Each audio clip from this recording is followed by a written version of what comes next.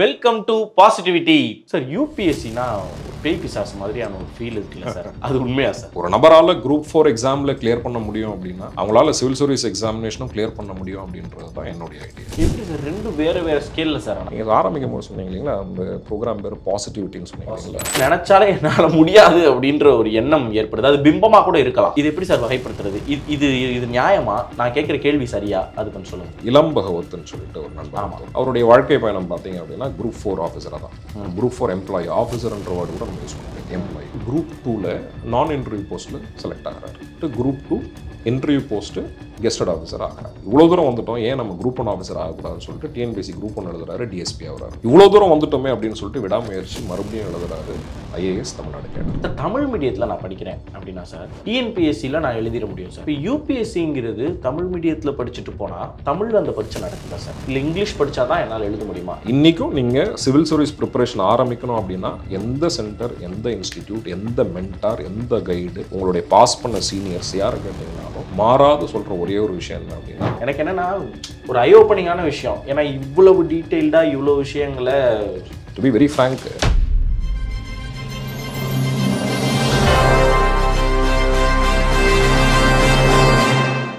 பொதுவாங்க நம்ம எல்லாருக்குமே அரசாங்க வேலைக்கு போகணும் அப்படின்னு ஒரு ஆசை இருக்கும். நமக்கு இருக்கோ இல்லையோ, நம்ம பேரண்ட்ஸ்க்குலாம் நிறைய ஆசை இருக்கும். இந்த ஸ்டூடெண்ட்ஸ் எப்படியாவது என் பிள்ளைய வந்து ஒரு அரசு வேலையில் தள்ளி விட்டுறணும் அப்படின்னு சொல்லிட்டு. ஆனால் அரசு வேலையில் தள்ளுறதுங்கிறது எப்படிங்க? பரீட்சை எழுதி பாஸ் பண்ணாதான் நம்ம அரசு வேலைக்கு போக முடியும். அப்படி பரீட்சை எழுதி பாஸ் பண்ணும்போது டிஎன்பிஎஸ்சின்னு இருக்குது, யூபிஎஸ்ன்னு இருக்குது, ஐஏஎஸ் ஆகிறதுக்கு, ஐபிஎஸ் ஆகிறதுக்குலாம் ஒரு பரீட்சை. அதே இது குரூப் 2, குரூப் 1 நம்ம ஊரில் தமிழ்நாடு பப்ளிக் சர்வீஸ் கமிஷனில் போகிறதுக்கு ஒரு பரீட்சை. இப்படி நிறைய பரீட்சைகள்லாம் இருக்குது. அதுக்கு எக்கச்சக்க அகாடமிஸ் இருக்குது. யாரை போய் பார்க்குறது, என்ன செய்யணும், எப்படி படிக்கணும், இந்த மாதிரியான விஷயங்கள்லாம் நமக்கு தெரியாது. நமக்கு முன்னாடி யாராவது ஒரு ஆள் படிச்சிருப்பாங்க, அவங்ககிட்ட கேட்டுட்டு இந்த அகாடமி நல்லா இருக்குது, இங்கே போய் சேர்த்து விட்ருவோம் அப்படிங்கிற விஷயங்கள் தான் நமக்கு தெரியும். அப்போ அது போகிறதுக்கு முன்னாடியே அதுக்கு எப்படி ப்ரிப்பேர் ஆகணும், என்னென்ன செய்யணும், நமக்கு என்னென்ன தெரிஞ்சிருக்கணும். நீங்கள் ஒரே ஒரு பரீட்சைக்கு ப்ரிப்பேர் பண்ணால் போதுங்க, 200 பரீட்சை நீங்கள் கிளியர் பண்ணலாம் அப்படிங்கிற ஒரு வியத்தகு விஷயம், இது வரைக்கும் நம்ம கேள்விப்படாத விஷயங்கள் எல்லாம் இன்னைக்கு நம்ம கூட சொல்ல போகிறாங்க. அது யாருங்கிறது தாங்க ரொம்ப முக்கியம். அதாவது 17 பரீட்சை, இப்போ நான் சொன்ன மாதிரி 200 பரீட்சை இருக்கிறதுல 17 பரீட்சை கிளியர் பண்ணி, இன்க்ளூடிங் சிவில் சர்வீஸ் எக்ஸாம் யூபிஎஸ்சியில் கிளியர் பண்ணி, சிஆர்பிஎஃப்ல ஒர்க் பண்ணி, அதுக்கப்புறமா டீச்சிங்குள்ள வந்து வருஷத்துக்கு 6000 மாணவர்களை கோச்சிங் பண்ற இவருடைய ஸ்டூடெண்ட்ஸ் மட்டுமே 600 பேர் அக்ராஸ் இந்தியா பெரிய பெரிய பதவிகளில் இருக்காங்க. அப்படி இந்த யூபிஎஸ்சியா இருக்கட்டும், இந்த மாதிரியான கோச்சிங் விஷயங்கள்ல மாணவர்களை அரசு துறைக்கு படிக்கிறதுக்கு அனுப்பி நல்லபடியாக அவங்கள கோச்சிங் பண்றதுல நல்ல எக்ஸ்பீரியன்ஸ்டான ஆளு நம்ம வெராண்டா ஐஏஎஸ் அகாடமியினுடைய அகாடமிக் சேர்மன் மிஸ்டர் இளஞ்செழியன் நம்ம கூட இருக்காங்க. அவங்கள வெல்கம் பண்ணுவோம். இன்னைக்கு எனக்குமே எக்கச்சக்க சந்தேகங்கள் இருக்கு, கேள்விகள் இருக்கு, உங்களுக்கு அது இருக்குன்னு நினைக்கிறேன். உங்க மூலமா அந்த கேள்வியை நான் வாங்கி அனுப்புறேன். வணக்கம் சார். வணக்கம் சார். வணக்கம் சார். நீங்க பாசிட்டிவ் நிகழ்ச்சிக்கு வந்ததுக்கு ரொம்ப மகிழ்ச்சி, சந்தோஷம். சார், யூபிஎஸ்சினா ஒரு பேய் பிசாசு மாதிரியான ஒரு ஃபீல் இருக்குல்ல சார், அது உண்மையா சார்? இல்லை, அதாவது எப்படின்னா அறியாமையின் வெளிப்பாடாக இருக்கலாம் பேய் பிசாசுன்ற மாதிரி. ஏன்னா அது ஒரு பேயோ பிசாசோ இருந்ததுன்னா என்ன மாதிரி ஒரு சராசரியான ஒரு மாணவன் வந்து அந்த எக்ஸாமில் வந்து கிளியர் பண்ணியிருக்க முடியாது. நான் இன்ஃபேக்ட் நிறைய பேர்கிட்ட சொல்லுவேன், நான் 12வது படிக்கும் போது நான் எடுத்த மார்க் பார்த்தீங்கன்னா 61%, 61%. ரொம்ப கஷ்டப்பட்டு அந்த ஃபஸ்ட் கிளாஸ் உள்ளே வந்துட்டேன். ஆனால் சிவில் சர்வீஸ் எக்ஸாம் படிக்கும் பொழுது எனக்கு அவ்வளோ கஷ்டமாக தெரியல. ஒன்றும் இல்லை, அது ஒரு சின்ன ஒரு நுவான்சஸ்ன்னு சொல்லுவோம்.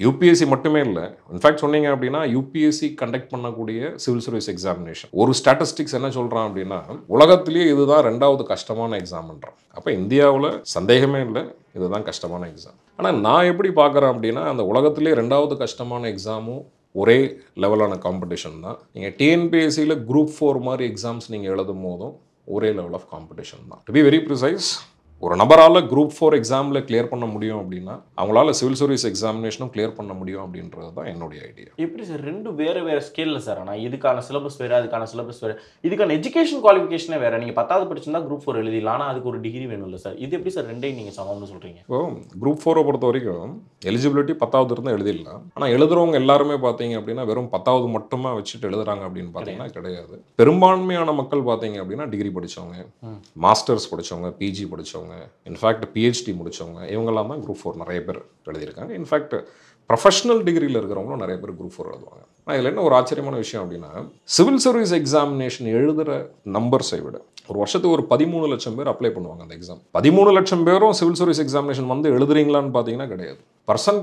அட்டெண்டன்ஸ் பர்சன்டேஜ் பார்த்தீங்கன்னா 50லேருந்து 55%. அப்போ 13 லட்சம் பேர் அப்ளை பண்ணியிருந்தா கூட அந்த எக்ஸாம் எழுதுறவங்க ஒரு 6.5 லட்சத்துலேருந்து 7 லட்சம் பேர் தான் எழுதுவாங்க. ஆனால் குரூப் 4 பார்த்தீங்க அப்படின்னா அதை விட காம்படிஷன் அதிகம். அதை தான் சொல்ல வரேன். ஆனால் மிகப்பெரிய கேள்வி, இந்த யூபிஎஸ்சி நான் ஐஏஎஸ் ஆகணும், ஐபிஎஸ் ஆகணும் அப்படின்னா நான் என்ன படிக்கணும்?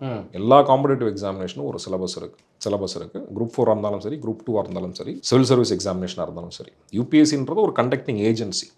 யூபிஎஸ்சி மட்டுமே எக்ஸாமினுடைய பேர் இல்லை. ஸோ அந்த யூபிஎஸ்சின்றது யூனியன் பப்ளிக் சர்வீஸ் கமிஷன் நிறைய எக்ஸாம் கண்டக்ட் பண்ணுவாங்க. அதில் one of the most prestigious exam தான் அந்த சிவில் சர்வீஸ் எக்ஸாமினேஷன். இப்போது இந்த எக்ஸாமினேஷன் வந்து ஒரு 3 ஸ்டேஜில் நடக்கும். முதல்ல ப்ரிலிமினரி எக்ஸாமினேஷன் சொல்லுவோம், முதல் கட்ட தேர்வு. அதுக்கப்புறம் மெயின்ஸ் எக்ஸாமினேஷன், அதற்கப்புறம் உங்களுடைய பர்சனாலிட்டி டெஸ்ட். ஒரு 3 ஸ்டேஜில் நடக்குது. ப்ரிலிம்ஸ் அப்படின்றது மல்டிபிள் சாய்ஸ் கொஸ்டின்ஸ்னு சொல்லுவோம். ஒரு கேள்விக்கும் 4 ஆப்ஷன்ஸ் கொடுத்துருப்பாங்க. அதில் எது சிறந்ததோ பெஸ்ட் ஆப்ஷன்ஸை நீங்கள் சூஸ் பண்ணுவீங்க. அது அப்ஜெக்டிவ் டைப்னு சொல்லுவோம். MCQs, மல்டிபிள் சாய்ஸ் கொஸ்டின்ஸ்னு சொல்லுவோம். Choose the best answer. Right answer கூட கிடையாது, அது பெஸ்ட் ஆன்சர். மெயின்ஸ் எக்ஸாமினேஷனை பொறுத்தவரை நம்ம காலேஜ்லேயோ ஸ்கூல்ஸ்லேயோ எக்ஸாம் எழுதுகிற மாதிரி descriptive type. Method of examination மாறுது. ஆனால் சிலபஸ் என்னன்ற ஒரு பெரிய கேள்வி வருது இல்லையா? நீங்கள் சிலபஸை படிக்கும் பொழுதே அவங்க என்ன சொல்லுவாங்க அப்படின்னா, உதாரணத்துக்கு என்விரான்மெண்ட் அப்படின்ற ஒரு சப்ஜெக்ட்டுக்கு வந்து யூபிஎஸ்சி வேர்ட் பை வேர்ட் இதை மென்ஷன் பண்ணியிருப்பாங்க. General issues on environmental ecology, biodiversity and climate change. அதுக்கப்புறம் சொல்லியிருப்பான் which do not require subject specialisation. ஆனால் யூபிஎஸ்சி என்ன சொல்லுவோம் அப்படின்னா, இது சப்ஜெக்ட் ஸ்பெஷலைசேஷன் தேவை கிடையாது, ரொம்ப ஜென்ரலாக படிங்க. சரி, அது கூட லேட்டராக வரும். இப்போ இந்த ப்ரிலிமினரி எக்ஸாமினேஷனில் ஒரு 7 ப்ராட் ஏரியாஸ் இருக்குது. சிசாட்னு சொல்லக்கூடிய ஒரு பாடம் வந்து பார்த்தீங்கன்னா ஒரு குவாலிஃபையிங் இன் நேச்சர். அதை பற்றி இப்போ பேசல. ஜென்ரல் ஸ்டடீஸோடைய மார்க்கை வச்சு தான் உங்களுடைய ப்ரிலிமினரி எக்ஸாமினேஷனுடைய சக்ஸஸே தீர்மானிக்கப்படுது. ஜென்ரல் ஸ்டடீஸுங்கிறது என்ன சார்? இப்போ அந்த ஜென்ரல் ஸ்டடீஸில் ஒரு 7 ஏரியா வருது. இந்த 7 ஏரியா என்ன அப்படின்னீங்கன்னா, 1 ஜாகிரஃபி, நான் 6வதுலேருந்து 10வது வரையும் படிச்சிருக்கேன். ஹிஸ்ட்ரி, நான் 6வதுலேருந்து 10வது வரையும் படிச்சிருக்கேன். பாலிட்டி, பெரும்பான்மையான விஷயங்கள் நான் 6வதுலேருந்து 10வது வரையும் படிச்சிருக்கேன். எக்கானமி பெருசாக படித்ததில்லை, ஆனால் என்விரான்மெண்ட் படிச்சிருக்கேன், சயின்ஸ் படிச்சிருக்கேன். அப்போ நான் படிக்காதது என்ன? கொஞ்சோண்டு எக்கானமி, கரண்ட் அஃபேர்ஸ். அப்போது இந்த ரொம்ப கஷ்டமான எக்ஸாமுக்கு சிலபஸ் என்ன தெரியுமா? நான் 6வதுலேருந்து 10வது வரைக்கும் படித்த ஸ்கூல் புக்ஸ் தான் சிலபஸ். இதுதான் பிரதானம். இன்றைக்கும் நீங்கள் சிவில் சர்வீஸ் ப்ரிப்பரேஷன் ஆரம்பிக்கணும் அப்படின்னா எந்த சென்டர், எந்த இன்ஸ்டிடியூட், எந்த மென்டார், எந்த கைடு, உங்களுடைய பாஸ் பண்ண சீனியர்ஸ் யாரை கேட்டிங்கனாலும் மாறாது சொல்கிற ஒரே ஒரு விஷயம் என்ன அப்படின்னா, NCERT புக்ஸ் படிங்க. அந்த NCERT புக்ஸை நான் அண்டர்லைன் பண்ணலை, ஸ்கூல் புக்ஸை படிங்க. Any competitive examination, civil service மட்டுமே கிடையாது, நீங்கள் இந்தியாவில் எந்த காம்படிட்டிவ் எக்ஸாமினேஷன் எழுதுனீங்க அப்படின்னாலும் ஜென்ரலிஸ்ட்டுக்கான காம்படிட்டிவ் எக்ஸாமினேஷன், ஸ்பெஷலிஸ்ட்டுக்காக இல்லை. நான் ஒரு ஜென்ரலிஸ்ட்டாவோ ஃபங்க்ஷனலிஸ்ட்டாவோ ஒரு எக்ஸாம் நான் ப்ரிப்பேர் பண்ணுறேன் அப்படின்னா உங்களுடைய ஸ்கூல் புக்ஸ் இருக்கு இல்லையா, அதுதான் பேசிக் புக்ஸ். அந்த எக்ஸாம்ஸோட பேர் ஒரு 4-5 சொல்லுங்களேன் சார். இப்போ ஜென்ரல் எக்ஸாம்ஸ்னால் இப்போ யூபிஎஸ்சி எடுத்துக்கோங்க. யூபிஎஸ்சி கண்டக்ட் பண்ணுற எக்ஸாம்ஸ் பார்த்தீங்க அப்படின்னா ரொம்ப ப்ரீமியம் எக்ஸாம்னு பார்த்தீங்க அப்படின்னா civil service examination. Civil service examination மாதிரியே இன்னொரு எக்ஸாமினேஷன் கண்டக்ட் பண்ணுறாங்க இந்தியன் ஃபாரஸ்ட் சர்வீஸ்க்கு. இப்போ ஃபாரஸ்ட் சர்வீஸும் சிவில் சர்வீஸும் ப்ரிலிமினரி எக்ஸாமினேஷன் சேர்ந்து கண்டக்ட் பண்ணுவாங்க, மெயின்ஸ் மட்டும் பிரித்து கண்டக்ட் பண்ணுவாங்க. CAPF examination, central armed police ஃபோர்ஸ்ன்னு இதே யூபிஎஸ்சி எக்ஸாமினேஷன் கண்டக்ட் பண்ணுறாங்க. ஸ்டேட்டில் எப்படி டிஎஸ்பியை வந்து நீங்கள் குரூப் 1ல் TNPSC மாதிரியான ஏஜென்சிஸ் ரெக்ரூட் பண்ணுறாங்களோ, சென்ட்ரலில் பார்த்தீங்க அப்படின்னா சென்ட்ரலுக்கும் ஒரு போலீஸ் ஃபோர்ஸஸ் இருக்குது, ஆர்ம்டு போலீஸ் ஃபோர்ஸ்னு சொல்லுவாங்க. சில சமயத்தில் பேராமிலிட்ரின்னு சொல்லுவாங்க, பட் இன்றைக்கி அதனுடைய பேர் வந்து சென்ட்ரல் ஆர்ம்டு போலீஸ் ஃபோர்ஸ். இப்போ CASF, நீங்கள் ஏர்போர்ட்டுக்கு போனீங்கன்னா CASF இருப்பாங்க, அவங்க CRPF, நான் இருந்த CRPF, BSF, ITBP, SSB இதெல்லாம் சேர்ந்தது ஒரு எக்ஸாமினேஷனில் வரும். இதுதான் CAPF examination, central armed police force. மறுபடியும் இந்த எக்ஸாமினேஷனுக்கு அடிப்படை ஸ்கூல் புக்ஸ் கிட்டத்தட்ட இதே சிலபஸ் தான். அதாவது ஒரு 2 எக்ஸாமுக்கு பார்த்தீங்கன்னா ஒரே சிலபஸ் இருக்காது. You will not have a same syllabus, but you may have a similar syllabus. சின்ன சின்ன வேரியேஷன், சின்ன சின்ன மாற்றங்கள் இங்கேயும் அங்கேயும் இருக்கும். TNPSC group 1, group 2 VAO examination சேர்த்துக்கோங்க, குரூப் 4 அண்ட் VAO சேர்த்துக்கோங்க. இதற்கெல்லாம் அடிப்படை பார்த்தீங்கன்னா ஒன்று தான், இதே புக்ஸ் தான் உங்களுக்கு அடிப்படையாக. ஃபவுண்டேஷன் பார்த்தீங்க அப்படின்னா இதே புக் தான். அப்புறம் ACIO, அசிஸ்டன்ட் சென்ட்ரல் இன்டெலிஜென்ஸ் ஆஃபீஸர்னு சொல்லிட்டு IB, நீங்கள் வந்து இன்டெலிஜென்ஸ் பீரோவில் நீங்கள் டைரெக்டாக என்டர் பண்ணணும் அப்படின்னா ஒரு இன்ஸ்பெக்டர் கேடரில் ACIOன்னு ஒரு போஸ்டிங் இருக்குது. மறுபடியும் அதனுடைய சிலபஸ் பார்த்தீங்க அப்படின்னா கிட்டத்தட்ட இதே தான், கொஞ்சம் மாறுபட்டு. இது கூட லைட்டாக கொஞ்சோண்டு ஆப்டிடியூடு சேர்த்துக்கிட்டீங்க அப்படின்னா எஸ்எஸ்சி எக்ஸாமினேஷன். அதாவது இந்தியாவில் ஒரு வருஷத்தில் அதிகமான ரெக்ரூட்மெண்ட் யார் பண்ணுறாங்க அப்படின்னு பார்த்தீங்கன்னா எஸ்எஸ்சி, ஸ்டாஃப் செலெக்ஷன் கமிஷன் சொல்லுவாங்க. எப்படி சென்ட்ரல் கவர்மெண்ட்டோடைய குரூப் 1 போஸ்டிங்கு யூபிஎஸ்சி ரெக்ரூட் பண்ணுறாங்களோ, group 2 and group 3 cadres and post வந்து எஸ்எஸ்சி ரெக்ரூட் பண்ணுவாங்க, ஸ்டாஃப் செலெக்ஷன் கமிஷன். கிட்டத்தட்ட எஸ்எஸ்சி வந்து ஒரு வருஷத்துக்கு பார்த்தீங்க அப்படின்னா 10லேருந்து 15 லட்சம் வேகன்சிஸ் வரைக்கும் ஃபில் பண்ணுவாங்க. இவ்வளோ வேகன்சிஸ் வந்து கிட்டத்தட்ட ஃபில் என்ன மாதிரியான வேகன்சிஸ் சார்? என்ன போஸ்டிங் எஸ்எஸ்சியில் போனாங்க? இப்போ எஸ்எஸ்சி போனீங்க அப்படின்னா இனி central government departments, for example இப்போ நீங்கள் இன்கம் டேக்ஸில் நீங்கள் இன்ஸ்பெக்டர் ஆகணும் அப்படின்னா எஸ்எஸ்சி எழுதணும். அதே மாதிரி சென்ட்ரல் எக்ஸைஸில் நான் ஒரு ப்ரிவென்டிவ் ஆஃபீஸர் ஆகணும் அப்படின்னா எஸ்எஸ்சி. எந்த சென்ட்ரல் கவர்மெண்ட் போஸ்ட் நீங்கள் குரூப் பி குரூப் சி போனோம் அப்படின்னாலே இட் இஸ் த்ரூ எஸ்எஸ்சி. ஆனால் இதுக்கு வந்து நான் யூபிஎஸ்சியினுடைய சிவில் சர்வீஸ் எக்ஸாமுக்கு என்ன சிலபஸ் படிக்கிறனோ அந்த சிலபஸ் படித்தாலே என்னால் இதுவுமே கிளியர் பண்ண முடியுமா? உதாரணம் நான் தான், ஏன்னா நான் ப்ரிப்பேர் பண்ணது ஒரே ஒரு எக்ஸாமுக்கு தான்.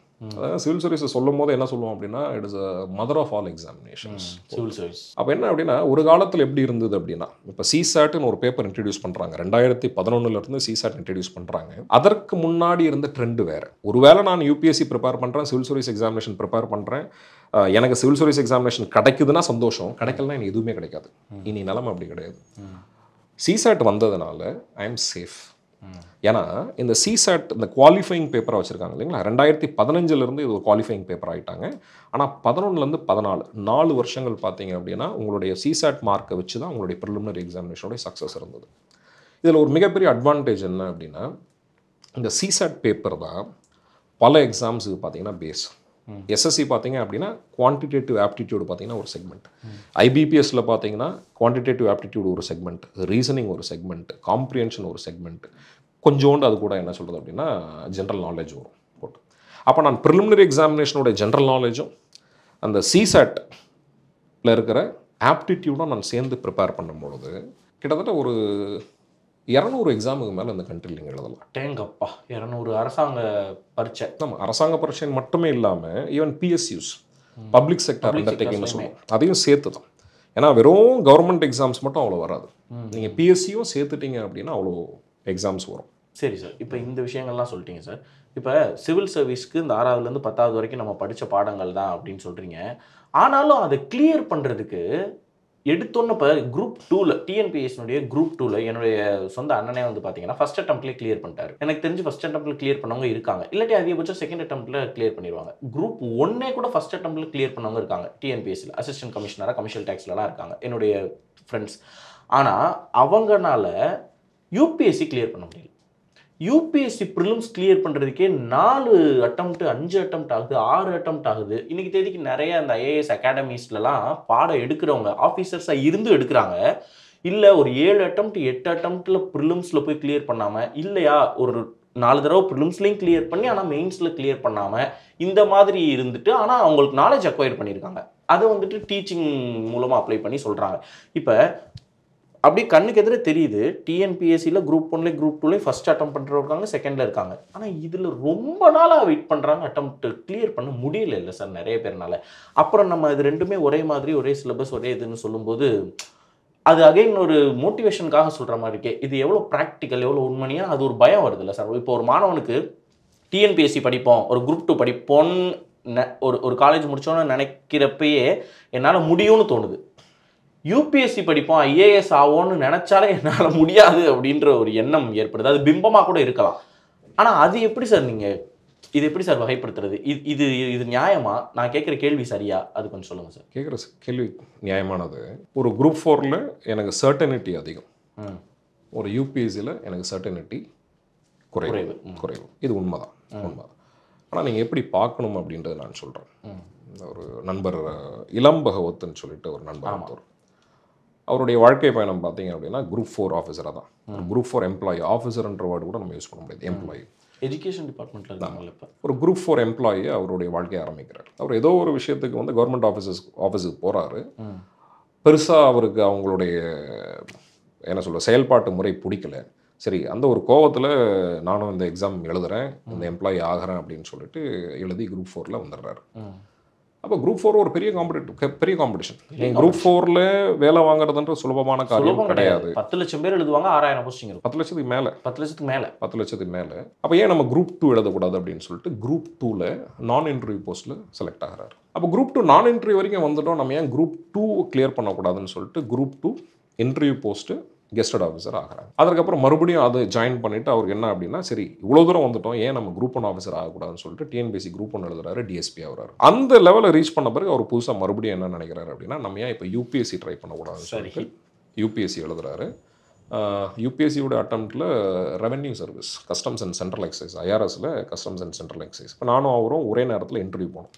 2015 இன்டர்வியூ போனோம். அப்போ இஃப் ஐம் நாட் ராங் அந்த ரெவன்யூ சர்வீஸில் இருக்கார், இல்லை அப்படின்னா டிஎஸ்பி இருந்து வராரு இஃப் ஐம் நாட் ராங் போட்டு. அப்போ ரெவன்யூ சர்வீஸில் ஜாயின் பண்ணிடுறாரு. இவ்வளோ தூரம் வந்துட்டோமே அப்படின்னு சொல்லிட்டு விடாமுயற்சி மறுபடியும் எழுதுறாரு ஐஏஎஸ் தமிழ்நாடு கேடர். அப்போது நண்பருடைய ஜேர்னி எதுலேருந்து ஆரம்பிக்குது அப்படின்னு பார்த்தீங்கன்னா குரூப் 4 எங்கே முடியுதுன்னு பார்த்தீங்கன்னா ஐஏஎஸ். அவர் சொல்கிற வாக்கியம் என்ன அப்படின்னா, பெரிய லெவலில் எனக்கு ரெண்டுத்துக்கும் காம்படிஷன் லெவலில் வித்தியாசம் தெரியல அப்படின்ற அவர் சொல்கிறார். ஆமாம், வெரி குட். அப்போ இதில் என்ன அப்படின்னீங்கன்னா, it is all your mind set. இப்போ குரூப் 4க்கும் யூபிஎஸ்சி மாதிரியான எக்ஸாம்ஸுக்கும் எங்கே வேறுபடுதுன்னு நான் சொல்கிறேன். இப்போ டிஎன்பிஎஸ்சி எக்ஸாம்ஸை பொறுத்த வரைக்கும் உங்களுடைய ஃபோக்கஸ் பாயிண்ட்டு சமச்சீர் கல்வி புக்ஸ் இருக்கு இல்லையா, இதில் இருக்கும். அப்போ நீங்கள் பிரதானமாக பார்த்தீங்க அப்படின்னா சமச்சீர் கல்வி புக்ஸை படிப்பீங்க. யூபிஎஸ்சியோட ஃபோக்கஸ் பாயிண்ட் பார்த்தீங்க அப்படின்னா என்சிஆர்டி ஒரு ஃபவுண்டேஷன் தான், பேசிஸ் தான். என்ன சொல்கிறது அப்படின்னா ஒரு it's a foundation for your preparation தான். அதை மட்டுமே நான் படித்து பாஸ் பண்ண முடியாது. பட் இந்த வருஷம் வித்தியாசமாக இருந்தது. கிட்டத்தட்ட ஜாகிரஃபியில் ஒரு சின்ன புக்கு, ஃபண்டமெண்டல்ஸ் ஆஃப் ஃபிசிக்கல் ஜாகிரஃபின்னு சொல்லுவோம். இந்த ஒரு புக்கில் இருந்து மட்டும், சின்ன புக்கில் இருந்து மட்டும் 8 கேள்வி. அந்த 8 கேள்வியில் நிறைய கேள்வி பார்த்தீங்கன்னா லைன் பை லைன் பிக் பண்ணியிருக்கான். அது எந்த வருஷமும் நடந்ததில்லை. நாங்கள் வருஷம் சொல்லுவோம் என்சிஆர்டி ரொம்ப முக்கியம் அப்படின்னு சொல்லிட்டு. இப்போ யூபிஎஸ்சி வந்து அதை ரீஎன்ஃபோர்ஸ் பண்ணியிருக்கான். ஒரு எக்ஸாம் எங்கே மாறுபடுது அப்படின்னா, நான் ஒரே சிலபஸை படிச்சுட்டேன் அப்படின்னா நான் எல்லா எக்ஸாம்ஸையும் கிளியர் பண்ணிவிடுவேன் அப்படின்னா கிடையாது, முடியாது. அப்போ என்ன தேவைப்படுது அப்படின்னா, இது மட்டும் இல்லை, எந்த எக்ஸாமாக இருந்தாலும் அப்போ இந்த ஸ்கீம் ஆஃப் எக்ஸாமினேஷனை நான் புரிஞ்சுக்கணும். எந்த ஸ்டேஜாக நடக்குது, எவ்வளோ ஸ்டேஜஸாக நடக்குது, இந்த ஸ்டேஜஸில் என்ன ஸ்ட்ராட்டஜின்றதை பார்க்கணும். இப்போ ப்ரிலிமினரி எக்ஸாமினேஷனில் நிறைய எஃபர்ட் போட்டுட்டு என்ன தான் மார்க் வாங்கினீங்கனாலும் அது ஒரு குவாலிஃபைங் தான், ஒரு ஹர்டல் மாதிரி, ஸ்க்ரீனிங் டெஸ்ட்டுன்னு சொல்லுவோம். மெயின்ஸ் எக்ஸாமினேஷன் அப்படி கிடையாது. மெயின்ஸ் எக்ஸாமினேஷனில் நீங்கள் வாங்குற ஒரு மார்க்குமே ரொம்ப முக்கியம். ஒன்றும் இல்லை, ஏதோ ஒரு விஷயத்தில் அந்த ஒரு சிலபஸை மட்டும் என்னால் படிக்க முடியல, அதனால் ஒரு கொஷனை நான் விட்டுறேன் அப்படின்னா எனக்கு கிட்டத்தட்ட ஒரு 7லேருந்து 8 மார்க் போகுது, லாஸ் ஆகுது. ஆமாம், இந்த 7லேருந்து 8 மார்க் போகிறதுனால எனக்கு எவ்வளோ ரேங்க் போகுது அப்படின்னு பார்த்தீங்கன்னா கிட்டத்தட்ட 100 ரேங்க் எனக்கு மிஸ் ஆகும். அப்போ ஒரு கேள்வியை விட்டேன் அப்படின்னா எனக்கு 100 பேர் பின்னாடி 100 பேர் பின்னாடி. அப்போ 4 கேள்வி விட்டேன்னா 400 பேர் பின்னாடி. அப்போ கிட்டத்தட்ட ஒரு 5-6 கேள்வி நான் விட்டேன் அப்படின்னா நான் சர்வீஸ்லேயே இல்லை, கிடையாது இல்லையா. முதல்ல ஸ்கீம் ஆஃப் எக்ஸாமினேஷன் என்னன்றது தெரிஞ்சுக்கணும். ரெண்டாவது சிலபஸ் எவ்வளோ பேப்பர்ஸ் இருக்குது, என்னென்ன படிக்கணும், ரைட், எவ்வளோ மார்க்ஸ், எவ்வளோ எஃபர்ட்ஸ் போடணும். சிலபஸை நான் இன்ஃபேக்ட் என்ன சொல்லுவோம் அப்படின்னா, சிலபஸை டீகோட் பண்ணணும். சிலபஸில் ரொம்ப டீட்டெயில்டாக கொடுத்துருப்பான், டீட்டெயில்டாக கொடுக்காத இடங்களில் நீங்கள் டீகோட் பண்ணணும். டீகோட்னா ஒன்றும் இல்லை, அதனுடைய ஹிடன் சப் டாபிக்ஸ் என்னன்றதை நீங்கள் தெரிஞ்சுக்கணும். அவங்க கொடுக்காத அந்த எக்ஸட்ரான்ற ஒரு வார்த்தை கொடுத்துருப்பான், அந்த எக்ஸட்ராக்கு மீனிங் என்னன்றது நீங்கள் டீகோட் பண்ணணும். ஓகே, அப்போது நீங்கள் என்ன லைக்லி டாபிக்ஸ்ன்றது உங்களுக்கு தெரிஞ்சிடும். யூபிஎஸ்சியை பொறுத்த வரைக்கும் சிலபஸை விட்டு வெளியே கேட்க மாட்டோம். அப்போது நீங்கள் முதல்ல என்ன அப்படின்னா, இப்போ 4 பேர் என்ன அப்படின்னா, நார்மலாக என்ன அப்படின்னா, நிறைய பேருக்கு இந்த சிலபஸ் என்னன்னு தெரியாது. சிவில் சர்வீஸ் ப்ரிப்பரேஷன் வந்துருவாங்க, சிலபஸை பார்த்துருக்க மாட்டாங்க. குறைந்தபட்சம் அந்த சிலபஸோடைய புக் அவங்க கையில் இருக்கும், அவங்க பார்த்துருக்க மாட்டாங்க. நான் என்ன சொல்லுவேன் அப்படின்னா, கிட்டத்தட்ட ஒரு 10லேருந்து 15 நாள் அந்த சிலபஸை அண்டர்ஸ்டாண்ட் பண்ணுறதுக்கு மட்டுமே நீங்கள் செலவு பண்ணணும். நீங்கள் சிலபஸில் என்ன இருக்குன்னு தெரிஞ்சாதான் நான் இந்த எக்ஸாமுக்கு என்ன படிக்கணும், என்ன படிக்கக்கூடாது, எது தேவை, எது தேவையில்லைன்றது எனக்கு தெரியும். அப்போ அண்டர்ஸ்டாண்ட் த சிலபஸ். ரெண்டாவது, முடிஞ்சதுன்னா டீகோட் பண்ணுங்கள். எது கிளியராக கொடுக்கலையோ அதனுடைய மீனிங் என்ன, likely topics and sub topics என்னன்றது தேடுங்க. மூணாவது, செலக்ட் தி ஸ்டடி மெட்டீரியல், ரைட்டா, பெஸ்ட் ஸ்டடி மெட்டீரியல். பெஸ்ட்டுன்றது நான் என்ன சொல்கிறேன் அப்படின்னா, என்ன மார்க்கெட்டில் இருக்கோ அதில் எது பெஸ்ட் ஐடென்டிஃபை பண்ணுங்க. ப்ரிலிம்ஸுக்கும் மெயின்ஸுக்கும் ஒரு பெரிய வித்தியாசம் இருக்கும். ப்ரிலிம்ஸ்ன்றது சிலபஸ் ரொம்ப டீட்டெயில்டாக இருக்காது.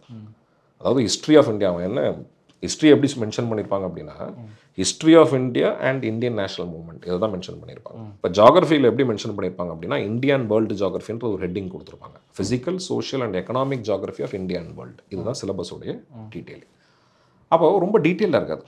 உண்மை சொல்ல போனோம் அப்படின்னா, history of India and Indian national மூவ்மெண்ட்னா ரொம்ப simple, Indian history. Indian history from என்ன சார்? 1857 தானே? எக்ஸாக்ட்லி, அதை மென்ஷன் பண்ணிட மாட்டாங்க. அப்போ history of India and Indian national movement, Indian national மூவ்மெண்ட்னா நான் மென்ஷன் பண்ணலாம். ஒன்றுமே இல்லை, mass movement Indian national movement 1857 நீங்கள் ஆரம்பிக்கலாம், இல்லை அட்வென்ட் ஆஃப் காங்கிரஸ்லேருந்து ஆரம்பிக்கலாம், 1885 கூட நீங்கள் ஆரம்பிக்கலாம், 1885. ஆனால் ஹிஸ்ட்ரி ஆஃப் இந்தியா அப்படின்னீங்கன்னா ஏன்ஷியன்ட், மெடிவல், மாடர்ன், இது கூட சேர்ந்து வர்றது ஆர்ட் அண்ட் கல்ச்சர். இதுதான் இம்ப்ளிசிட் மீனிங். அப்போ எங்கே உங்களுக்கு சிலபஸ் தெளிவாக இல்லையோ உங்களுடைய ஹொரைசான் ஆஃப் ப்ரிப்பரேஷன் இன்க்ரீஸ் ஆகும். இன்ஃபேக்ட் என்ன கேட்டிங்க அப்படின்னா ப்ரிலிம்ஸை விட மெயின்ஸ் ஈஸி. Mains easy. ஏன் மெயின்ஸ் ஈஸி அப்படின்னா ரொம்ப டீட்டெயில்டாக இருக்கும் சிலபஸ், டீட்டெயிலாக ரொம்ப டீட்டெயிலாக இருக்கும். Important geophysical phenomena such as earthquake, tsunami, volcanic activity, cyclones etcetera. அப்போ 4 டாபிக் நீங்கள் என்ன படிக்கணுன்றதுக்கு ரொம்ப கிளியர் கட்டாக சொல்லியிருக்கோம். ப்ரிலிம்ஸில் அப்படி கிடையாது. எங்கே சிலபஸ் டீட்டெயிலாக இல்லையோ select the best book. Book எடுத்துட்டிங்கன்னா கவர் டு கவர். ரொம்ப சிம்பிளான ஃபிலாசபி என்ன அப்படின்னா நிறைய படிக்க வேண்டிய அவசியம் இல்லை, ஆனால் படிக்கிறத தெளிவாக படிக்கணும், ஆழமாக படிக்கணும். அது ரொம்ப உறுதி. அதனால் நாங்கள் என்ன சொல்லுவோம் அப்படின்னா லிமிட் யுவர் மெட்டீரியல்ஸ். நிறையா புக்கு படிக்க வேண்டாம், லைப்ரரி மாதிரி இருக்கும். Practically it is not possible. 4வது ப்ராக்டிஸ் அண்ட் ரீஇன்ஃபோர்ஸ்மெண்ட்னு சொல்லுவோம். 4 5 என்ன அப்படின்னா உங்களுடைய அண்டர்ஸ்டாண்டிங் ஆஃப் த சிலபஸ் கரெக்டாக இருக்கான்றதை எப்படி செக் பண்ணுவீங்க? கேள்விகளை வச்சு. அப்போ அதை அனலைஸ் பண்ணுறது ப்ரீவியஸ் இயர்ஸ் கொஷின் பேப்பர், பழைய கொஷின் பேப்பர்ஸ் இருக்கு இல்லையா, ரொம்ப ரொம்ப முக்கியம். அதை எடுத்து தான் நீங்கள் அனலைஸ் பண்ணுறீங்க. அப்போ நம்மளுடைய புரிதலும் அவங்களுடைய கேள்வி கேட்குறதும் கிட்டத்தட்ட மேட்ச் ஆகுதான்னு நீங்கள் பார்க்குறீங்க. மேட்ச் ஆகிடுச்சு அப்படின்னா you are there in right direction. Match ஆகலை அப்படின்னா நீங்கள் உங்களுடைய ஸ்ட்ராட்டஜியை மாற்றிக்கணும், ரீஅலைன் பண்ணணும். சாதாரணமாக என்ன சொல்லுவோம் அப்படின்னா ஒரு 10,000 கொஸ்டின்ஸை சால்வ் பண்ணிவிட்டு எக்ஸாம்ஸுக்கு போங்க. 10,000ன்றது பெரிய நம்பராக இருக்கும், ரைட்? ஆனால் 10,000 பார்க்காதீங்க, 100 கொஷின் பேப்பராக பாருங்கள். ஒரு கொஷின் பேப்பர்லேயும் 100 கேள்வி. அப்போ என்னால் ஒரு நாளைக்கு ஒரு கொஷின் பேப்பர் என்னால் சால்வ் பண்ண முடிஞ்சது அப்படின்னா கூட நான் சொல்கிற எக்ஸசைஸ் 3.5 மாதத்தில் முடிஞ்சிடும். ஆனால் அவ்வளோ சுலபமாக முடியுமானா கிடையாது. ஏன்னா எக்ஸாஸ்ட் ஆகும், மைண்ட் எக்ஸாஸ்ட் ஆகும், பர்ன் அவுட் ஆகும், ரைட்? மெயின்ஸ் எக்ஸாமினேஷனுக்கு practice of MCQs, word limit, concising the knowledge and time limit. இது இருந்தது அப்படின்னா you can very well do it. கண்டிப்பாக. ஸோ அப்போ ஒன்று தான் இந்த எக்ஸாமுக்கு நாலேஜ் கூட what you need is strategy. Fine sir. இது இப்போ புரிஞ்சிருச்சு சார். ஸ்கீம் ஆஃப் திங்ஸ் என்ன, எப்படி ஸ்ட்ராட்டஜைஸ் பண்ணணும், எது ப்ரிலிம்ஸ் என்ன முக்கியம், எப்படி புத்தகம் படிக்கணும், சிலபஸ் எப்படி, இதெல்லாம் சொல்லிட்டீங்க சார். இப்போ ஒரு கேள்விக்கு வரேன் சார். தமிழ் மீடியத்தில் நான் படிக்கிறேன் அப்படின்னா சார் டிஎன்பிஎஸ்சியில் நான் எழுதிட முடியும் சார். இப்போ யூபிஎஸ்சிங்கிறது தமிழ் மீடியத்தில் படிச்சுட்டு போனால் தமிழில் அந்த பரீட்சை நடக்குதா சார்? இல்லை இங்கிலீஷ் படித்தா தான் என்னால் எழுத முடியுமா? இப்போ இந்திய வரலாறு அப்படின்னு அந்த சிலபஸில் இருக்குமா, இல்லை இந்தியன் ஹிஸ்ட்ரி அப்படின்னு தான் இருக்குமா, இந்தியன் நேஷனல் மூவ்மெண்ட் அப்படிங்கிறது தமிழில் இருக்குமா, இல்லை நான் இங்கிலீஷில் படித்து தான் என்னால் பண்ண முடியுமா? இதை பற்றி கொஞ்சம் சொல்லுங்கள் சார். சிலபஸ் இங்கிலீஷில் மட்டும்தான் இருக்கும். இங்கிலீஷில் மட்டும்தான் இருக்கும் சிலபஸை பொறுத்த வரைக்கும். இன்ஃபேக்ட் சிலபஸை நான் ஹிந்தியில் பார்த்தா மாதிரி கூட எனக்கு ஐடியா இல்லை, ரைட்? ஆனால் நீங்கள் தமிழில் எழுதலாமான்னு பார்த்தீங்கன்னா நிச்சயமாக எழுதலாம். தமிழில் எழுதி இஃப் ஐம் நாட் ராங் இளம்பகவத்தே தமிழ் எழுதினார்னு நினைக்கிறேன். I'm not very sure about it. அதை தாண்டி பார்த்தீங்க அப்படின்னா இன்ஃபேக்ட் இவங்க பூர்ண சுந்தரி எழுதினாங்க, அவங்க எழுதி பாஸ் பண்ணாங்க. அவங்களும் பார்த்தீங்க அப்படின்னா வெறும் தமிழ்லே கேள்விகள் தமிழில் இருக்கும். கேள்விகள் தமிழில் இருக்காது. அதுதான் ஒரு பெரிய சேலஞ்ச். ஆனால் நீங்கள் எழுதுறது பார்த்தீங்க அப்படின்னா தமிழில்.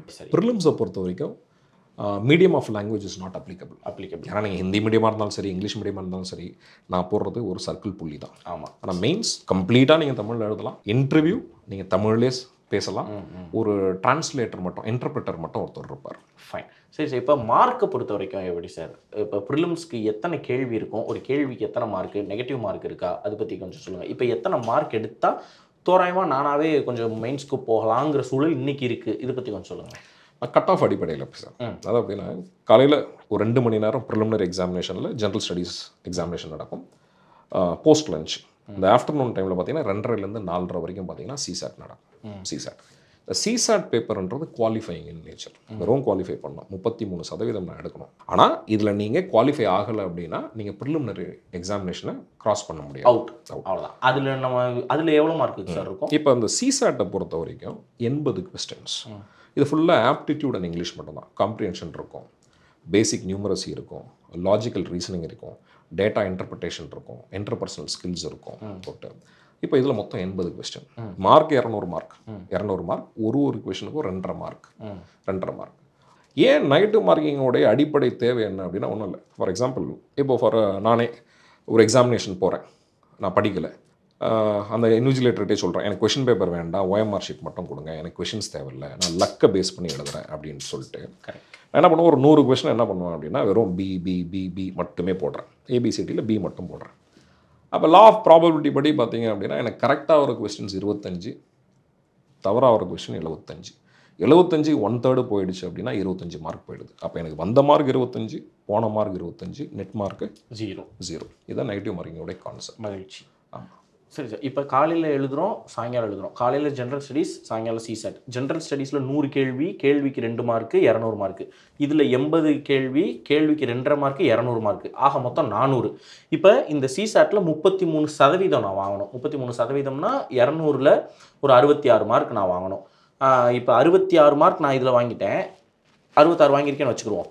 இதில் எத்தனை மார்க் வாங்கினா நான் அடுத்து மெயின்ஸுக்கு போகிறதுக்கான வாய்ப்பு இருக்குது?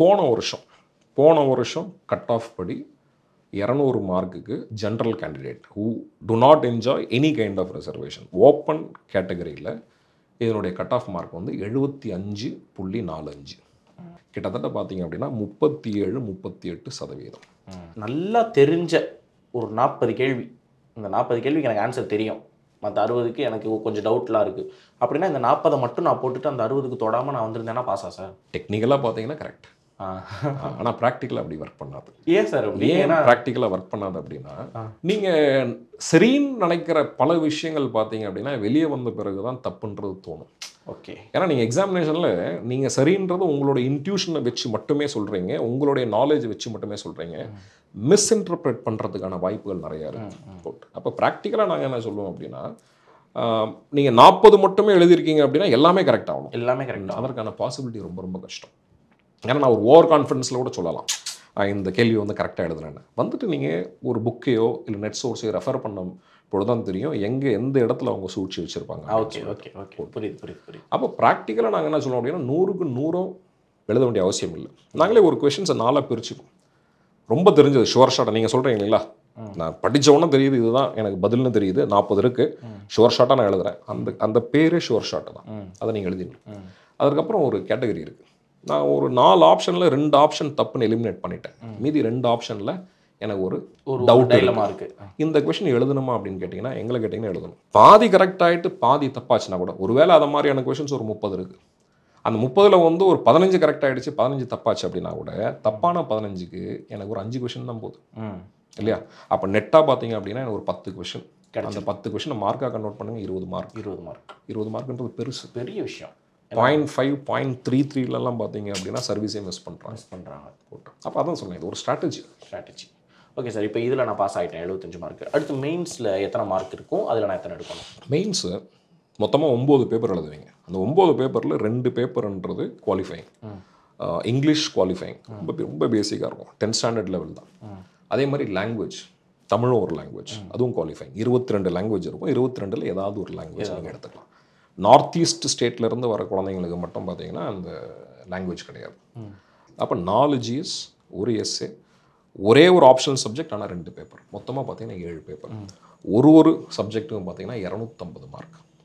ஒரு பேப்பரும் 250 மார்க். அப்போது மெயின்ஸ் மட்டுமே 1750 மார்க். இன்டர்வியூ பார்த்தீங்க அப்படின்னா 275. ரெண்டும் சேர்த்திங்க, மெயின்ஸு இன்டர்வியூ சேர்த்திங்க அப்படின்னா மொத்தமாக என்னுடைய ரேங்க் எதை பேஸ் பண்ணியிருக்கோம் அப்படின்னு பார்த்தீங்கன்னா 2025 மார்க்குக்கு நான் எவ்வளோ எடுக்கிறேன் அப்படின்றது தான் பேஸ் பண்ணியிருக்கோம். 85 விழுக்காடு மெயின்ஸோடைய மார்க்ஸ், 15 விழுக்காடு தான் இன்டர்வியூட மார்க். மகிழ்ச்சி சார். எனக்கு என்னென்னா ஒரு ஐ ஓப்பனிங்கான விஷயம். ஏன்னா இவ்வளவு டீட்டெயில்டாக இவ்வளோ விஷயங்களை பேச முடியாது யாரும். நம்ம ஒரு இன்ஸ்டியூஷனில் போய் சேர்ந்ததுக்கு அப்புறமா அந்த இன்ஸ்டியூஷனில் அவங்க சொல்லி கொடுப்பாங்க, அதுக்கப்புறம் அதை கேட்டுட்டு கூட பயம் வந்துடும். நம்ம எவ்வளோ ஆயிரங்கள் போய் கட்டுவோம், அதுக்கப்புறம் அதை கேட்டுட்டு ஐயோ என்னால் பாஸ் பண்ண முடியுமா அப்படின்லாம் கூட தோணிடும். ஆனால் நீங்கள் ரொம்ப தெளிவாக டீட்டெயிலாக, ஏன்னா எனக்கு புரிஞ்சிருச்சு. நான் எப்பவுமே என்ன நினைப்பேன்னா என் முன்னாடி உட்காந்துருக்கிற கெஸ்ட்டு சொல்கிற விஷயம் எனக்கு புரிஞ்சிருச்சுன்னா மக்களுக்கு புரிஞ்சிடும் அப்படிங்கிறது தான் என்னுடைய நம்பிக்கை. நீங்கள் சொன்ன விஷயங்கள் எனக்கு ரொம்ப தெளிவாக புரிஞ்சிருச்சு, மக்களுக்கும் ரொம்ப தெளிவாக புரிஞ்சிருக்கும்னு நான் நினைக்கிறேன் சார். சார் ஃபைனலாக ஒரே ஒரு கேள்வி, அதுக்கப்புறம் ஒரு செக்மெண்ட் சார். நீங்கள் பார்த்ததில் நிறைய அட்டம்ப்ட் போய் இத்தனாவது அட்டம்ப்ட்டில் பாஸ் பண்ணார் அப்படின்னு ஒருத்தர், ஃபர்ஸ்ட் அட்டம்ப்டே பாஸ் பண்ணவங்க, இந்த இது மட்டும் கொஞ்சம் சொல்லுங்களேன், கொஞ்சம் மோட்டிவேட்டிங்காக இருக்கும். ஏன்னா இவ்வளோ நேரம் நம்ம மோட்டிவேட்டிங் பார்ட்டே தொடலை, ஒரு ஸ்ட்ராட்டஜிக் பார்ட் மட்டும் தொட்டிருக்கோம். கொஞ்சம் மோட்டிவேட்டிங் பார்ட் மட்டும் லைட்டாக டச் பண்ணுங்கள். நாங்கள் ப்ரிப்பரேஷன் ஆரம்பித்த காலங்களில் நான் சந்தித்த சில நண்பர்கள், நான் பெருசாக தெரிஞ்ச வட்டாரத்தில் இருந்து மட்டுமே நான் அந்த எக்ஸாம்பிள் சொல்லிடுறேன். நண்பர் பேர், அவர் சீனியர், எங்களுக்கு சூப்பர் சீனியர், அவர் சரவணகுமார்னு சொல்லிட்டு. அப்போ வந்து ஓபிசி கேண்டிடேட்டுக்கு மொத்தம் 7 அட்டம்ப்ட் தான், 7 அட்டம்ப்ட்டு.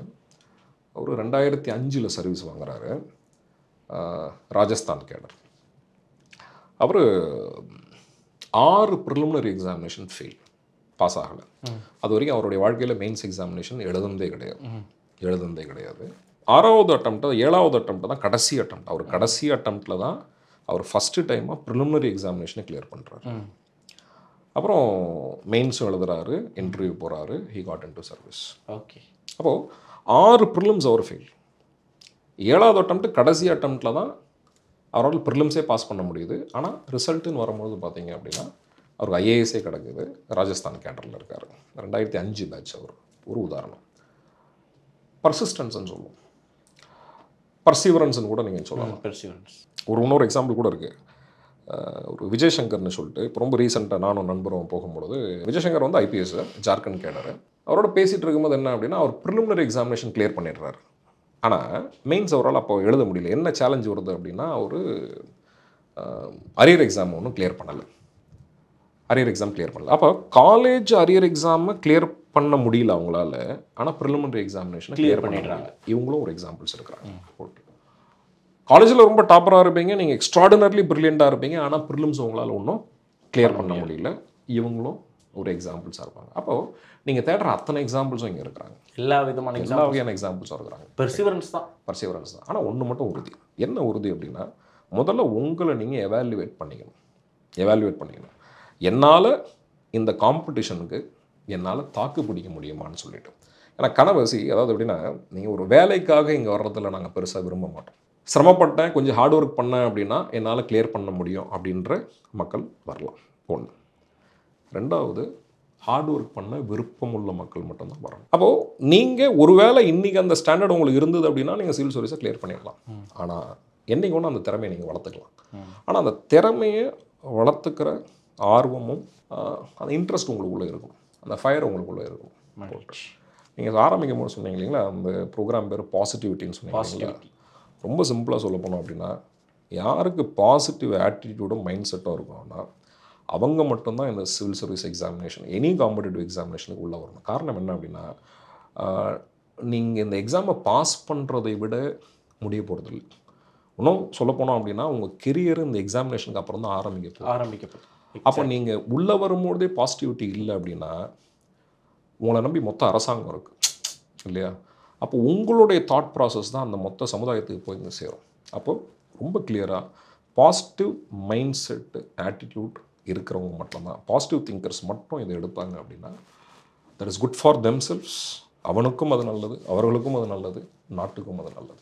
சார், அதே மாதிரி இப்போ இந்த ஆன்லைன் கிளாஸுங்கிறது நிறையா வந்திருக்கு. நிறைய ஊரில் இருந்து வேறு ஊரில் அவங்க இருக்காங்க, நடத்துகிறவங்க இருக்காங்க, பசங்க வேறு ஊரில் இருக்காங்க. இந்த கோவிட் நமக்கு கற்றுக் கொடுத்துட்டு போயிடுச்சுல ஆன்லைன் கிளாஸ். அந்த ஆன்லைன் கிளாஸ் மூலமாகவே படித்து இப்போ குரூப் 4 பாஸ் ஆனேன், குரூப் 2 பாஸ் ஆனேன் அப்படிலாம் சொல்கிறாங்க. இந்த மாதிரி யூபிஎஸ்சி ஆன்லைன் கிளாஸ் மூலமாக படித்து பாஸ் பண்ணிட முடியுமா சார்? ப்ராக்டிக்கலாக பார்த்தீங்கன்னா முடியும். ஆனால் நான் ஜென்ரலாக இந்த ஆன்லைன் கிளாஸஸுக்கு பெரிய ஃபேன் கிடையாது. காரணம் என்ன அப்படின்னா, ஒரு டீச்சராக நான் இருக்கும் பொழுது பார்த்தீங்க அப்படின்னா, நானும் ஒரு கேமராவை பார்த்து எடுக்கிறதுல எனக்கு பெரிய உடன்பாடு இல்லை. ஒரு 10 குழந்தைங்க இருந்தாங்க அப்படின்னா கூட அவங்களோட இன்ட்ராக்ட் பண்ணி எடுக்கும்பொழுது பார்த்தீங்க அப்படின்னா, ஒரு வாத்தியாருங்க அது ஒரு மோட்டிவேட்டிங் ஃபேக்டர். கரெக்ட். அப்போ online cannot replace offline. But ஒரு சிச்சுவேஷனில் பார்த்தீங்க அப்படின்னா it can be a substitute for that. Complete replacement நிச்சயமாக கிடையாது. பட் ஃபார் எக்ஸாம்பிள் கோவிட் மாதிரியான சுச்சுவேஷன்களில் உங்களால் தவிர்க்கவே முடியாது, வழி இல்லைங்கிறப்ப அது. 2வது பார்த்தீங்கன்னா ஒர்க்கிங் ப்ரொஃபஷனல்ஸ், கிளாஸோடைய டைமிங்கும் அவங்களுக்கும் கரெக்டாக மேட்ச் ஆகாது. 3வது டிஸ்டன்ஸ், ஜியாகிரபிக்கல் டிஸ்டன்ஸ். நிறைய ட்ராவல் பண்ணணும் அப்படின்னா ட்ராவல் பண்ணுற டைம்லேயே அதிகமாக போயிடும். ஒன்றுமே சொல்லப்போனோம் அப்படின்னா, வராண்டால நான் சஜஸ்ட் பண்ண மாடல் ரெசிடென்ஷியல் மாடல். ஏன் அந்த ரெசிடென்ஷியல் மாடல் சஜஸ்ட் பண்ணுறோம் அப்படின்னா, சிவில் சர்வீஸை பொறுத்த வரைக்கும் நாங்கள் என்ன ஃபீல் பண்ணோம் அப்படின்னா, ஒரு வருஷம் 1.5 வருஷம் பார்த்தீங்க அப்படின்னா உங்களை சுற்றி இருக்கிறது அத்தனையுமே இந்த காம்படிட்டிவ் எக்ஸாமினேஷனுக்காக இருந்தது அப்படின்னா அந்த பீர் குரூப் இன்ஃப்ளூயன்ஸ்னு சொல்லுவோம். இப்போ நிறைய ப்ரீமியம் இன்ஸ்டியூட்ஸ் இருக்கு. ஐஐடிஸ் வந்து ரொம்ப premium institutes. CEG, college of engineering, MIT இதெல்லாம் பார்த்தீங்கன்னா ப்ரீமியம் இன்ஸ்டியூட்ஸு. நான் சென்னைக்குள்ளே நான் சொல்கிறேன், தமிழ்நாட்டுக்குள்ளே சொல்கிறேன். நிறைய ப்ரீமியம் இன்ஸ்டியூட்ஸ் இருக்குது. இப்போது ப்ரீமியம் இன்ஸ்டியூட்ஸில் பார்த்தீங்க அப்படின்னா நிறைய சக்ஸஸ்ஃபுல் கேண்டிடேட், சிவில் சர்வீஸ் மட்டுமே இல்லை, நான் சொல்கிறது லைஃப்பில் ஆந்த்ரோப்ரனர்ஸை நிறைய பேர் ஆவாங்க. அப்போது கேள்வி என்ன வருது அப்படின்னா, டீச்சிங் மட்டுமே காரணமா அப்படின்னு பார்த்தீங்கன்னா டீச்சிங் ஒன் ஆஃப் த ஃபேக்டராக இருக்கலாம். அதில் தாண்டி பார்த்தீங்க அப்படின்னா பீர் குரூப் இன்ஃப்ளூயன்ஸ் போட்டு. அப்போது ஒரு 4 நண்பர்கள் சேரும் பொழுது பார்த்தீங்க அப்படின்னா நீங்கள் பாசிட்டிவாக இன்ஃப்ளூயன்ஸ் ஆவீங்க. கரெக்ட். சில இடங்களில் நெகட்டிவாக இன்ஃப்ளூயன்ஸ் ஆகும். கரெக்ட். அப்போது அதாவது ஒரு மனிதனே பார்த்தீங்க அப்படின்னா is a product of nature and nurture அப்படின்போம். ஜெனட்டிக் ஃபேக்டர்ஸ் ஒரு ரோலை ப்ளே பண்ணும், தவிர்க்க முடியாது, இல்லைன்னு யாராலையும் சொல்ல முடியாது. அதை மார்ஃப் பண்ணக்கூடியது உங்களோட என்விரான்மெண்டல் சர்க்கம்ஸ்டான்சஸ், உங்களை சுற்றி இருக்கிற விஷயங்கள். அப்போது நாங்கள் நார்மலாக என்ன சொல்லுவோம் அப்படின்னா, சிவில் சர்வீஸ் ப்ரிப்பரேஷன் ரொம்ப சீரியஸாக நீங்கள் பண்ணணும் அப்படின்னா உங்களை சுற்றி இருக்கிறவங்க எப்போயுமே சிவில் சர்வீஸ் ஓரியன்டாக இருக்கிறது பெட்டர். அப்போ நீங்கள் காலையிலேருந்து நைட் வரைக்கும் பார்க்கக்கூடிய மக்களே இந்த காம்படிட்டிவ் என்விரான்மெண்ட்டில் பார்க்கும்பொழுது ஆட்டோமேட்டிக்காக நீங்கள் இந்த ப்ரிப்பரேஷனில் ஃபிட்டுன்னு ஆகிறது ரொம்ப ஈஸி. அப்போ நான் அலசி ஆராய்ச்சி பார்த்ததில் பார்த்தீங்க அப்படின்னா இந்த ரெசிடென்ஷியல் மாடல் வந்து பயங்கர சக்ஸஸ்ஃபுல்ன்றதோட ரிசல்ட் ஓரியன்ட் மாடல். இப்போ ஜாமியா மில்லியா, ஜாமியா ஹம்தத்துலேருந்து வருஷம் ரிசல்ட் வந்துகிட்டே இருக்கும். அதே மாதிரி நம்ம ஸ்டேட் ட்ரைனிங் இன்ஸ்டிடியூட் பார்த்தீங்க அப்படின்னா எஸ்டி தமிழ்நாடு கவர்மெண்ட் நடத்துறது பார்த்தீங்கன்னா வருஷம் ரிசல்ட் வந்துட்டு இருக்கும். காலையில் ஒருத்தவங்க 5 மணிலேருந்து எழுந்துச்சு படிக்க ஆரம்பிச்சிட்டாங்க அப்படின்னா நீங்கள் அதை பார்க்கும்பொழுது ஆட்டோமேட்டிக்காக நீங்களுமே will be following in to places. அது ஒரு என்ன சொல்கிறது, ஒரு மியூச்சுவலிசம்னு சொல்லுவோம். 2 பேருக்குமே அது பெனிஃபிஷியலாக இருக்கும். ஸோ என்னை பொறுத்தவரைக்கும் சிவில் சர்வீஸ் ப்ரிப்பரேஷனில் நீங்கள் வந்துட்டீங்க அப்படின்னா ரெசிடென்ஷியல் மாடல் வந்து ரொம்ப நல்லது. 24 மணி நேரமும் நீங்கள் அந்த அரண்குள்ளேயே இருப்பீங்க. இன்னொன்று ப்ரிப்பேர் பண்ணும்போது ஸ்ட்ரெஸ் ஆகாமல் ப்ரிப்பேர் பண்ணணும். ரொம்ப கஷ்டப்பட்டெல்லாம் உங்களை வருத்தி படிக்க வேண்டாம். படிக்கிறது ஒரு ஹேபிட், ஒரே நாளில் டெவலப் ஆகாது, கொஞ்சம் கொஞ்சமாக டெவலப் ஆகும். ஆனால் இந்த ஹேபிட் டெவலப் ஆனால் மட்டும்தான் இந்த எக்ஸாமை உங்களால் குவாலிஃபை பண்ண முடியும். ரொம்ப நன்றி சார், தேங்க்யூ ஸோ மச் உங்களுடைய டைமுக்கு. ஃபார் அ மினிட் நாங்கள் லாஸ்ட்டாக ஒரு செக்மெண்ட் வச்சுருக்கோம். நீங்கள் டேரெக்டாக ஆடியன்ஸ்ட்டு ஒரு நிமிஷத்துக்கு நீங்கள் ஏதாவது பேச விரும்புனீங்கன்னா you can speak sir. Friends, civil service examination நான் சொன்ன மாதிரி ஒரு பெட்டியில் ஆரம்பிக்கும் போது சொன்னேன் it's one of the second toughest examination இந்த வேர்ல்டு அப்படின்னு சொல்லிட்டு. ஆனால் இந்த எக்ஸாமினேஷனை இது வரைக்கும் கிளியர் பண்ணவங்கள பார்த்தீங்க அப்படின்னீங்கன்னா it gives you lot of examples. படிப்பில் ரொம்ப சுமாராக இருந்தவங்க, ஆவரேஜாக இருந்தவங்க, பிலோ ஆவரேஜாக இருந்தவங்க, காலேஜுக்கே போகாதவங்க, அதாவது ஓப்பன் யூனிவர்சிட்டியில் டிகிரி வாங்கினவங்க, ஓப்பன் ஸ்கூலிங்கில் டிகிரி வாங்கினவங்க, ப்ரைவேட்டாக 10th and 12th examination clear பண்ணவங்க, இவங்க கூட பார்த்தீங்க அப்படின்னா சிவில் சர்வீஸ் எக்ஸாமினேஷனை கிளியர் பண்ண முடியுது. அப்போது என்னால் முடியும், இந்த எக்ஸாம் என்னால் கிளியர் பண்ண முடியும். என்ன மாதிரி ஒரு நபர் இந்த எக்ஸாமை கிளியர் பண்ணிவிட்டு நாளைக்கு ஐஏஎஸோ ஐபிஎஸ் ஆகும்பொழுது இந்த சமுதாயம் அதனால் பெனிஃபிட் ஆகும், அதனால் பயனடையும் அப்படின்ற ஒரு நம்பிக்கை உங்களுக்குள்ளேயே நீங்கள் எடுத்துகிட்டு வரணும். இந்த எக்ஸாமினேஷனை பெரிய கஷ்டமாக பார்க்காதீங்க, சின்ன ஸ்டெப்ஸாக பாருங்கள். ஒரு பெரிய பயணத்தை, அந்த மொத்த தூரத்தை நீங்கள் கேல்குலேட் பண்ணாமல் இப்போதைக்கு நான் அடுத்த அப்ஜெக்டிவ் என்ன, நான் ரொம்ப தூரம் ஒரு 1000 கிலோமீட்டர் நான் ட்ராவல் பண்ண போகிறேன் அப்படின்னா நீங்கள் 1000 கிலோமீட்டர் பார்க்காதீங்க, அடுத்த ஒரு 20 கிலோமீட்டர் என்ன பண்ண போகிறேன், அடுத்த 20 கிலோமீட்டர் என்ன பண்ண போகிறேன் அப்படின்ற மட்டுமே பாருங்கள். உங்களை நீங்கள் நம்புங்க. அதே மாதிரி உங்களை டிமோட்டிவேட் பண்ணுறாங்க, நெகட்டிவாக பேசுகிறாங்க அப்படின்னா காதை மூடிக்கோங்க. It is better to be deaf for negativity and open your eyes and ears for positivity. Believe in yourself, success is yours. Thank you. Thank you so much sir. உங்களுடைய விஸ்டம், உங்களுடைய நாலேஜ் எங்கள் கூட பகிர்ந்துக்கிட்டதுக்கு, மாணவர்கள் கூட பகிர்ந்துக்கிட்டதுக்கு தேநீர் இடைவேளை சார்பாக, பாசிட்டிவிட்டி நிகழ்ச்சி சார்பாக உங்களுக்கு மனமார்ந்த நன்றியை தெரிவிக்கிறேன். நன்றி. Thank you so much. இன்னைக்கு ஒரு நல்ல பாசிட்டிவிட்டிங்க, அதாவது இந்த யூபிஎஸ்சினா என்ன அப்படின்றதே தெரியாமல் இருக்கிறவங்களுக்கு கூட நம்மளால் பாஸ் பண்ண முடியும் அப்படின்ற ஒரு நம்பிக்கையை, தன்னம்பிக்கையை இன்னைக்கு இது கொடுத்துருக்கும்னு நான் மிக உறுதியாக நம்புகிறேன். அதுக்கு லிவிங் எக்ஸாம்பிள்ஸோட Group 4 எழுதின ஒருத்தர் நான் ஏன் Group 2 எழுதக்கூடாது, நான் ஏன் Group 1 எழுதக்கூடாது, நான் ஏன் யூபிஎஸ் எழுதக்கூடாது, நான் ஏன் ஐஏஎஸ் ஆகக்கூடாதுன்னு இன்னைக்கு ஐஏஎஸ் ஆஃபீஸராக வந்து உட்காந்துருக்காராம். எவ்வளோ பெரிய ட்ராவல் Group 4 இருந்து ஐஏஎஸ் ஆஃபீஸருங்கிறது. அப்படி இருக்கும்போது சாதாரணமான ஒரு இதில் படித்தவங்க, ஒரு 48% வாங்கினவங்க, ஒரு 61% வாங்கினவங்க, இவங்கெல்லாம் யூபிஎஸ்சியில் ஒரு சிவில் சர்வீஸ் எக்ஸாம்ஸ் எழுதி சாதிச்சிருக்காங்கன்னா கண்டிப்பாக உங்களுக்கு அது கனவாக இருந்துச்சுன்னா, உங்களுக்கு அது பேஷனாக இருந்துச்சுன்னா, சார் சொன்ன மாதிரி நீங்கள் அதுக்கு தீனி போட ஆசைப்பட்டீங்கன்னா, சஸ்டைனபிளாக உங்களுடைய மோட்டிவேஷனாக என்னால் அது முடியும் நினச்சிக்கிட்டே இருந்தீங்கன்னா, பொறுமையாக இருந்தீங்கன்னா, 7வது அட்டம்ப்ட் தான் லாஸ்ட்னாலும் சரி, 6 அட்டம் ஃபெயில் ஆனாலும் 7வது அட்டம்ப்டில் எழுதி பாஸ் ஆவேன் அப்படின்னு ராஜஸ்தானில் ஒருத்தர் ஐஏஎஸ் ஆன மாதிரி உங்களாலேயும் முடியும் அப்படிங்கிறத தேநீர் இடைவேளை சார்பாக நானுமே ரொம்ப மனமாற சொல்லிக்கிறேன். இந்த பாசிட்டிவிட்டி உங்களுக்கு நிச்சயம் பயனுள்ள ஒரு பாசிட்டிவிட்டியாக இருக்கும் நான் மிக உறுதியாக நம்புகிறேன். இன்னொரு பாசிட்டிவிட்டி நிகழ்ச்சியில் உங்கள் அனைவரையும் சந்திக்கிறேன். நன்றி.